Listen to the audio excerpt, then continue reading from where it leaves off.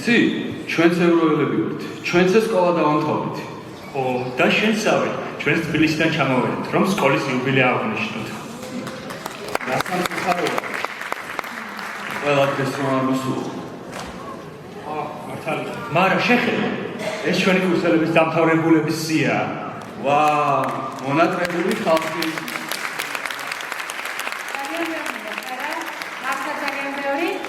ძალიან ბევრია.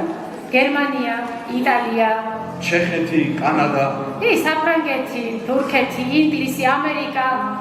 და რა თქმა უნდა, საქართველოს უნივერსიტეტებიც. რა თქმა უნდა, კი, ნამდვილად.